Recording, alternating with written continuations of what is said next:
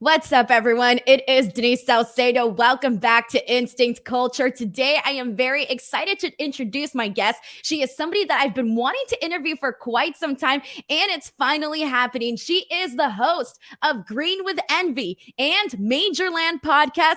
Ladies and gentlemen, please give it up for the hot mess, Chelsea Green. What's up, Chelsea? Thanks for having me. Yes, I love, I didn't even realize you're wearing the green and you like the green with envy, Chelsea Green. I love it. You're on point. You're on brand. I love it. So ridiculous. No, it's awesome. So, Chelsea, it's funny because when I reached out to you for this interview, I kind of had an idea of where I wanted to go with this interview and what I wanted to talk to you about. But then, as I was doing my research for this interview, I started going down this rabbit hole of listening to your podcast, Green with Envy. And before I knew it, I was just like clicking on a bunch of episodes and listening to the conversation.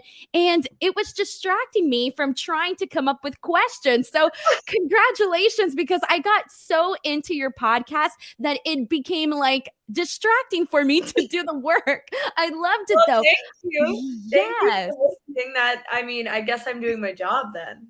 Definitely. So that's kind of where I wanted to get started with. You have this outlet where I kind of see it like a open diary where you're going out there and you're just talking about so many different things. What has it been like for you to have this podcast and have an outlet to talk about things? I mean, I didn't know. I knew I wanted to do a podcast, but I put it off for a while, and I'm really kicking myself now because of course whenever you start something, you wish you had started it like a year or two ago, right?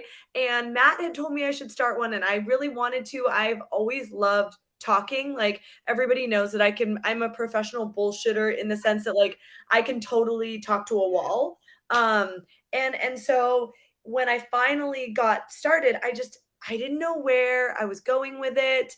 I didn't know the direction, but I knew I just wanted to be open and I wanted people to know me like my friends know me and know the real me, like not this like version on the internet or the version that you think you know as a wrestling fan, because like that's so opposite. And I am totally to blame for also believing things that I've read or seen or perceptions of people on the internet, and then I meet them, I'm like, oh, like why? Why did I do that? Right? Like, why did I judge a book by its cover? So I really wanted to give people the opportunity to get to know me on my terms. And I'm really, really glad that I have started this podcast.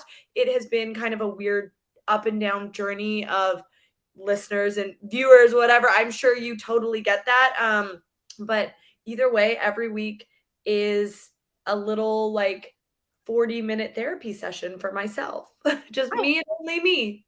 I was gonna ask you that if you saw it sort of as like a place to kind of just like really like, I don't want to say like not lash out because you're not lashing out, but kind of just like let it all out and let out all your emotions. Because as I was listening to your podcast, like you went through like several topics, like you were talking about bullying, you were talking about cancel culture, and one of the things that I did want to touch on like briefly was you kind of made me not like I kind of feel like my eyes opened up a little bit because you were talking about, people piling on people on Twitter and sort of kind of being afraid of being like your own person. And that to me just felt like so relatable. So I do want to ask you, like, when you're out here, talking about all of these different subjects that it's not easy for people to talk about, do you ever have like any sort of hesitation or have you ever regretted anything you said on air? So far I haven't regretted it, but I will say Matt makes fun of me because he does he like totally goes like off the cuff, like just riffs it with him and Brian Myers and Mark Sterling, and I can't do that. It's just me. I'm not talking to anybody else. So I want to make sure that what I'm putting out there is clear and concise, and I can't be canceled for it. It's very hard. Like in 2021, I never thought I would be saying this, but I write out my entire podcast. Of course, I go like off on one tangent and on another and stuff, but for the most part what I want to say is written down. So it's basically like a diary entry. So I get therapy twice. Once when I'm writing it and then once when I'm saying it. And yeah, I haven't said anything yet that I regret. But it's a thought and it's always in the back of my head, and that's like it's just a really scary thing because that is your voice forever recorded and on the internet saying something. And I just always worry, like, gosh, I hope that something I said doesn't come up in 20 years and I'm canceled for it in 20 years, because that's also a thing now. And that's true though, but I feel like it is scary though. And I do like your format because, as a podcaster, you kind of second guess some of the things that you're saying. Cause like you said, you never know if you're going to be canceled. So I do want to ask you because, not just as a personality, but as someone who's, in the public eye, that's one thing. But on top of that, it's like being a woman, you kind of get criticized at a different level and for different things. Do you find that's a struggle for you where you're like trying to balance out, like, okay, is this okay to post, is this not okay to post? Do you know what's funny is that I was actually, right before I came on here to talk to you, thinking about the fact that, like, 7 years ago when I started wrestling, I got shamed kind of for, like, caring about my appearances. I got shamed for wrestling and wanting to wear eyelashes or wanting to do my hair, wanting to be girly, or kind of emulating the divas that I saw. And I was so excited to get to WWE and to get to Impact and all these companies so that I could be myself, which is, I mean, in real life, I'm not girly, but my character, I love to be girly when I get in the ring. I love the little outfits and, like, sparkle. The more the better for me. Like, I just love the Divas era and the sparkles and glitz and glam. And so I was so excited to get on TV and to be embraced for being that type of woman. And then I didn't. And then the fans did this weird shift where they wanted real fighters or aggressive looking women or women that were different or wore baggy pants, or, do you know what I mean? Like, this edgier girl. And so it's been this really kind of like strange journey for me where I feel like I'm always looking for the fans' acceptance. And I thought I would have it by now, but I'm just, like, always looking for it. Like, come on, like me. I'm not an asshole, like, or I'm not really girly, or I'm not. And it's exhausting. So at the end of the day, what I put on social media is what I put on social media. And I'm not backing down. There are very few times where I'm going to say, oh, I'm sorry. Or, oh no, I shouldn't have posted that sexy photo. You know what? I'm going to post what I Yeah. want. No, it's terrifying because that is true because they want the people talking about like who they see on TV. Sometimes it's like, okay, the sex symbol type of girl, you're like, well, I can't relate to that, so I don't like that or whatever. But then at the same time, it's like, okay, if that's what makes you comfortable, then that's what makes you comfortable. And there's all types of girls. There's the girl next door, there's the bombshell. So it's like trying to please everyone is this like constant struggle. But obviously, my grandma has this saying that, like, we're not money, so not everyone's gonna like us. We're not gold, so not everyone's gonna like us. So Exactly, like, you could be the juiciest peach, but not everybody yes. likes peaches. And I definitely understand that. I just think that, like, I think with the podcast, it's a good outlet to show people, like, that I'm not this girly girl that I portray myself to be on TV. That's a character. That's the character I love. And she's near and dear to my heart, but that's not me. I mean, you see me right now in no makeup and gym clothes. That's what I'm normally like, in a baggy shirt, taking my dogs to the park and getting muddy. Like, so you can't really judge people by this character that they play on TV. And I think that we do that a lot with women in Hollywood in general. And also, like, the pitting against each other and etc. And I'm sure you've already had your fair share of that. But I do want to say, because when I was listening to your show, one of my favorite things about it is that you talk about things in a very real way where you're like even cursing and, doing all of this. And one of the things that I hate, and I'm sure, I don't know if you've gone through this, but I hate when like people write to you like, oh, because you're a girl, you can't curse and you can't say bad words. It is so frustrating. And I got to say, it was refreshing to listen to you not talk that way, but like talk in a way that it's like not like seen as obscene or anything like that. Right, and it's real. Like, isn't that when you're talking to your girlfriends and you're worked up about something or you're excited about something? Like, that's the way I talk. I mean, I talk like that to my parents, not as much. I like tone it down a little bit, but I'm just as open on that podcast. My mom listens to it. So I am open on that podcast, and that is the way I am to everybody, and I am very proud of that. Awesome. What is the feedback that you've been getting from like viewers? From I listeners, mean, excuse me. people that tune in seem to like it. To be fair, on Twitter, I have my quality filters on, so I'm sure that people are saying nasty things and I don't see it anymore, and I'm also totally okay with that. Because at the end of the day, I did it for me, and so I have to keep doing it for me. If I, at one point a couple weeks ago, I looked at the numbers and I saw how far it had dropped from the very first episode. And then I realized, but you know what? Like, I'm being me, I'm being real, and I'm settling into the real me now.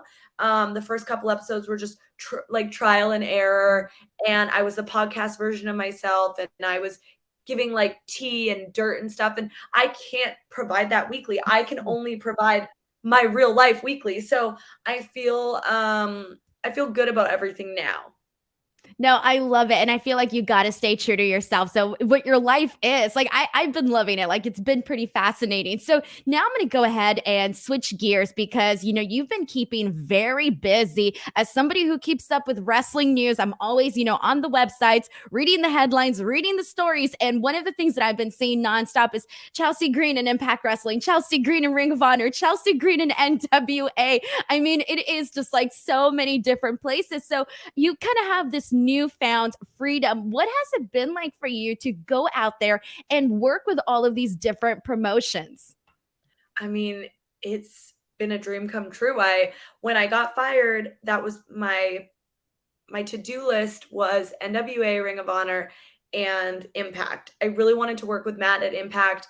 Of course, AEW as well. But I really wanted to hit the places I hadn't been, which were NWA and Ring of Honor.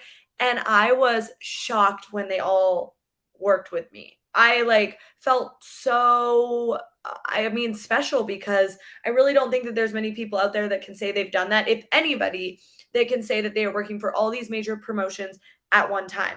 But that was something that I knew was going to set me apart from everybody else, was being able to be everywhere. I think like for 3 weeks in a row I was on TV with all three companies for 3 weeks in a row. Like I don't know that anybody's ever actually been able to successfully do that. So I mean, it just gives me a lot of confidence and hope for whatever 2022 brings.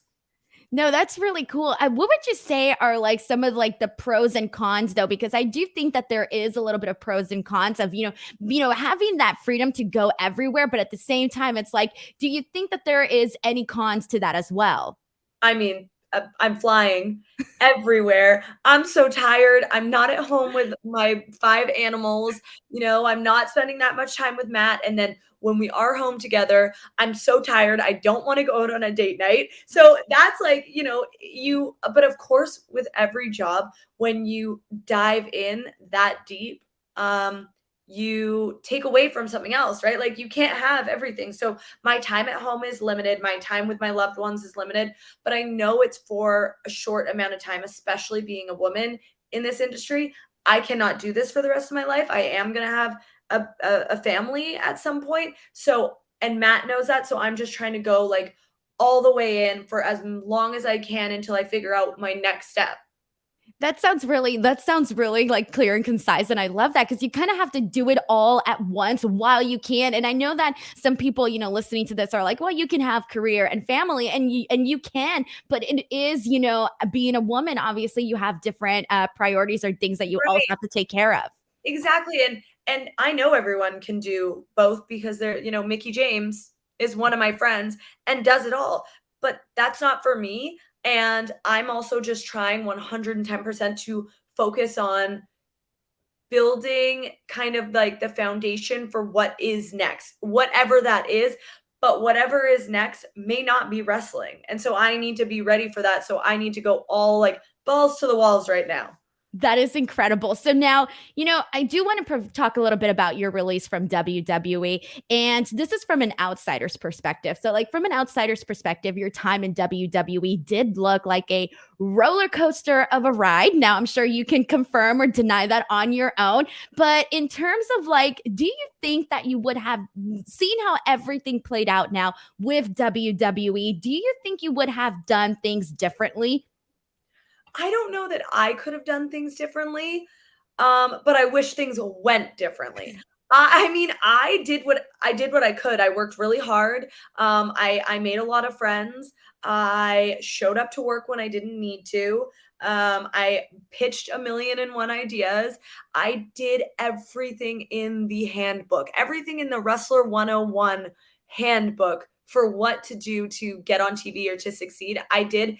And I mean, sometimes it just doesn't work out the way that you planned. And I was actually laughing with Deanna today. We went for a workout, and on the way home, I said to her, like, sometimes I cry, and sometimes I just have to laugh about the ridiculousness that was my WWE career and the fact that when I do have kids, I'm gonna kind of be like, yeah, mommy was kind of in WWE. Like, daddy was really in WWE, but mommy was like a little bit, did a couple of cool things. Let me Google it for you. Like, you know what I mean? It's gonna be this really weird thing. But then again, like, the door maybe is never closed. So who knows what the future holds? And I never say never to going back somewhere that, I mean, was a dream of mine, so Well, that's the thing too, is that, for many people going to WWE, that's a validation of I made it, you're good enough. It's a validation of everything that you have been before doing. we had AEW, That is true. right? And that's another thing that I spoke about with Deanna. Before we didn't have AEW, there was no light at the end of the tunnel for this like mega superstardom or tons of money or this or that. It was just WWE. So I will say it is so nice to have AEW, to have somewhere for people to say, no, I might not want to go to WWE. I might want to try Ring of Honor or Impact or NWA or AEW. Like, all of these companies are thriving. And I think that 2022 is going to be probably the craziest year in pro wrestling. I think that we thought it was going to be the past couple years. I really think that 2022, all these companies are going to take off. And that's the thing, we've been seeing this like war between WWE fans and AEW fans. And I'm kind of just like, do you not realize that if they didn't have a promotion like AEW, so many talented people would not be, either A, they might have a job, but they might not be being used, or they would have a job, or they wouldn't have a job exactly. So Yeah. it's like there is a place for that. So I know that you were on Busted Open Radio and you were talking about Ring of Honor and Impact and, all of these different places. And you did mention that Ring of Honor is the place that you feel you can offer a lot to. Can you kind of dive into a little bit more on what you meant about that? I just feel like it was weird when I went there. It felt like home, even though I had never been there and I had so badly wanted to go there for years and I just wasn't able to. Yeah, it felt like I was going home. I felt like everyone was really, really welcoming, helpful, positive. There was just this energy there that it's really, really hard to explain, but every single person in the company has each other's back. And that's big. I don't necessarily think that it's the same at every other company. We're all trying to kind of clamber our way to the top, but I really didn't feel that way at Ring of Honor. And then of course just them embracing me in this time, and when I called them and said that I was injured, they still put me on the pay-per-view. They still let me cut a promo. They still trusted me, and they have trusted me in the months since then. All of those things just make me think maybe this is the place for me. Maybe they respect me and the work that I've put in, and the work that I can put in at Ring of Honor to help the division and elevate the division and stuff. And not only that, but I really love working with Maria Kanellis. She's kind of helping run the women's division, and I worked with her. I worked very closely with her at Impact. She taught me so much then. So I can only imagine working with her again for a longer period of time, or a little bit closer, the amount of things I can learn. I really, really think that Maria is so underrated. I don't even know if underrated is the right word, because the people who know. Like, she is so good at what she does. And I just want to keep learning from her. So, I mean, who knows what I'll do, but I just really I feel good vibes coming from Ring of Honor. And she feels like Maria, like based on what I've seen, and I know I've had like a short interview with her, she seems very passionate too about moving women's wrestling forward in a new direction. And we've seen, different companies handle women's wrestling and their women's division a lot differently. Everybody kind of has their like pros and their cons and all of that. So I do want to ask you, because a division that, well, everyone's saying, AEW is doing really great in a lot of different things. One of their criticisms has been that women's division, and it's taken them a while to get to where they are now, with Britt Baker as champion, and having some challengers with her, for her, excuse me, and having Ruby Soho and all of that. But as a person who watches every week, I do think that they still need a lot of support in that women's division, especially from women that are a little bit more established and can really go in the ring. So obviously that brings me to you, Chelsea Green. I do want to know, like, I personally think that you can bring a lot to the AEW women's roster. Have you had conversations with Tony Khan just yet? No, I've never had conversations with Tony. I mean, of course I was on All In, so I have a relationship with Cody, the Bucks. So I mean, hopefully in the future, that's a conversation we can have. I will say that I was so set on, when I left WWE, going and doing NWA and Ring of Honor, and I think everyone kind of knew that Slammiversary was right around that time that my 90-day would be up. So I have been so busy with that. But I mean, of course, like, I would be crazy to say that I didn't want to be a part of the AEW locker room, be with one of my good friends, Britt, obviously. I've also got so many other girlfriends there. I mean, Allie is amazing. Penelope is awesome. There's so many good girls there. And then, of course, they've just got so many talent that I've never touched, like Jamie Hayter and Sheeta and Chris Statlander. And I have only worked once, so that would be amazing. And Ruby and I think we got in the ring for about 2 or 3 minutes, maybe one day. That's That's it. kind of insane when you think about it, though. Yes, like, there are so many girls that I would love to get in the ring with at AEW. I think the time just has to be right. And my time has been so focused on those other companies. So maybe in 2022. And you mentioned 2022, you think it's going to be a crazy year in wrestling. So Yeah. maybe I think that would be really, really awesome. So now I do want to ask you, because I mentioned briefly that, every company is doing their own thing with their women's division, etc. But as a woman who's in the trenches and what's going on behind the scenes, what do you think needs to be done to kind of keep moving the women forward? What changes would you like to see? Or do you already think all that can be done is being done? I think we don't even know what can be done. Do you know what I mean? Like, I feel like we put this ceiling above us, and then we keep smashing it and smashing it and smashing it. So I really think that we can't put any limitations on what we're going to do.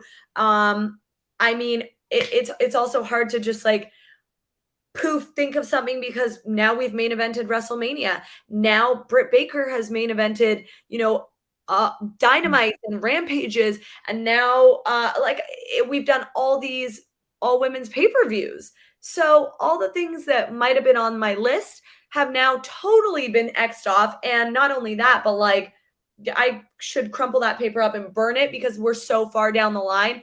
I just think that we need to keep doing what we're doing and giving women a little more time, a little better places on the card, a little more respect, some good storylines, all the things that we would give. Like, who cares if we have boobs? It does not matter. We should just write storylines the way we do for the men, for the women. And if we keep doing that, then we'll be on the right track. But I also just think with more women in power, that will also help change things. And with people like Mickey, asserting herself in this business and making sure that the women are heard, that is huge for us. No, and that makes a lot of sense. Not just having women in power, but even just like women behind the scenes, women behind the camera, women, as producers, that's so many different things that can, just showcase the female talent a lot differently. And I think that's a really great idea. And I love that because it is interesting to see, again, how everyone presents the women so differently. So I do want to ask you, because we've touched a little bit on your friends. You mentioned hanging out with Gianna and Britt Baker and, all of that. I do want to ask you, what's it been like to sort of see their growth, two women that have gone on very different paths of their own and kind of being surrounded by that? How has it been seeing them do their thing? And also, has it, like motivated you yourself as well? I mean, it's awesome. At one point, it was me on SmackDown, Deanna and Impact, and Britt on Dynamite. And it was just like, how amazing is this? How cool is this that we're best friends and we support each other and everyone's thriving and everyone's doing their own thing? I mean, it's amazing. I try not to look at other people like how do I put this? I try to use myself as motivation and the things that I've done in the past or the things that I want to do instead of looking at other people, because I don't want to be jealous of anyone or wish that I had what other people had, especially in wrestling. Everybody's stories and journeys are just so different. But either way, I'm so like excited for what they're doing. And they're both doing things that are pretty groundbreaking, but in totally different companies and in totally different ways. And I mean, it's amazing to watch them every week and just like see the love that they're getting on social media too. Is It's a long time coming. All of us came up together, and it's really, really good to see good people thrive and succeed. I love it. It's empowering. It's so cool. And I did want to mention this too, because, I know there's been this whole conversation about like, oh, women don't draw, women this and that. I feel like it's like every time I'm having a conversation about pro wrestling in general, one of the hottest topics on like every single podcast, it's like whatever show I'm discussing, it's always, the people, they want to talk about the women. And there are people craving more for women's wrestling. As a women's wrestler, how does that make you feel to see that there are fans, clamoring for the respect of women's wrestling in general? I mean, I definitely felt that on Empower. At that NWA pay-per-view, I felt it, and I did not feel it from just the people in the locker room or the people at NWA. I felt it from everyone, men, women, kids, everyone on social media was it. And it wasn't about women's wrestling. It was just like wrestling. Like, this is just a good wrestling pay-per-view. And that really felt amazing. I mean, I'm just really excited for the fact that we are all elevating each other. Everyone is stepping their game up, and it's forcing this domino effect in a good way of, okay, we need to do better. We need to be better. We need to, train more and this and that. And I really think it's working. That's really great. So now I have one more question and then we're going to move on to the lightning round question. So my last question, I have to ask you because it's just like, I feel like anything can happen. Ideally, where would you like to see yourself in the next few years? Ideally. Oh man, honestly, that's so hard. And I wish I knew, because here's the thing. I have the choice and I know that, and yet I'm here doing everything. So I don't know that I can even give you an answer, because I can't even decide in this moment. And if I did decide, I would be there and not working everywhere. I love it. Work everywhere, collect all the paychecks. I'm with you, girl. All right. So let's go ahead and jump into the lightning round portion. So, what I'm going to do right now is I'm going to ask you 10 very random questions and you just answer them however you please. So, here we go. Are you guys ready for the lightning round with Chelsea Green? Question number one: if you could have starred in the lead of any movie ever, which one would it have been? Oh, probably like Wonder Woman or some sort of superhero or super villain movie. Yes. Oh my gosh, that would be so cool to like see you in like even like the TV shows or anything like This that. to be an action movie. Yes. Question number 2. What's one makeup item that you cannot live without? Chapstick and lotion. Oh, I keep yes. those in every single bag, little mini chapsticks and lotions everywhere. Very underrated. Question number 3. What is an unusual fear that you have? Fish. Really, fish? Not cute little like Nemo fish. Like, I'm just terrified. If it's not colorful, I don't want it anywhere near me. I'm terrified of it. I don't want to walk past it at the grocery store and it stare at me from the ice trays. Nothing. Oh my gosh, have you seen those like massages that people get where they put like their feet into Yes. like a bowl of fish? I watched my girlfriends do it in Thailand and I said, "Hell no. Nope." Question number 4. What's the most embarrassing thing that you've said or done around someone you had a crush on? Well, probably when I told Matt I could not sleep over at his house when we first met, and then I got locked out of my apartment, and then I had to call him back and ask him if he could not only come pick me up after he had just dropped me off and got home, but he had to come pick me up and let me sleep over. Well, at least it worked out, right? Like you got Thank someplace to stay and God. you ended up being with him. Thank God, because yeah, that was definitely embarrassing to call someone like on the second date and be like, actually, I'm locked out of my house and I don't know how to get back in. That is so cute. Question number 5. What is your favorite Halloween themed movie? I mean, Hocus Pocus, obviously. Yes. Yeah, obviously. But I am going to, I think tonight I might watch Halloween. Oh, yes. Good one. Good one. But I'm all with you on Hocus Pocus. Question number 6. What's the last thing you remember ordering online? Oh my gosh, I just literally found an Amazon gift card last week in our drawers because Matt hoards them. And I spent $200 on all Amazon workout sets. Oh, good. That's like a That's fun pretty little good. hack. Yeah, people don't know. If you go on Amazon, you can find the best workout sets, and I live for Lululemon, but I swear by these workout sets on Amazon, they are like Lululemon knockoffs. Oh, wow. And then you get like good deals, good prices, good Oh my god, quality. they're like $25. I wear them all the Wow. time when I'm flying. I wear my little Amazon set so I look cute and put together, but really it's just workout gear. No, that is adorable. I feel like I feel like workout clothes is so expensive. Like you even try to go to Target and they're charging you like so much for Yes. like one item, not even the set. Target is kind of overpriced, and I love It is. Target, and I will always go to Target, but it's kind of overpriced. It totally is 100%. This leads me into my next question. Question number 7. If you could max out your credit card at one store and not pay the bill, which store would you choose? I think as I'm getting older, I would pick Pottery Barn. Oh, yay. They have so many cute stuff I though. know, and, like, I probably like, I love Lululemon, and I love, like, all my shoes, but I am very much I could live in shorts and a t-shirt forever, and I don't really wear makeup, we were talking about this, and I don't really have, like, an addiction to anything, but I just am obsessed with interior decorating and home furnishings and stuff like that. No, it's so cute. Because I I'm feel 30 now, I'm old. No, I gotta tell you, there used to be this game that I was obsessed with where you like design virtual homes. Have you ever tried that? I think you might like it.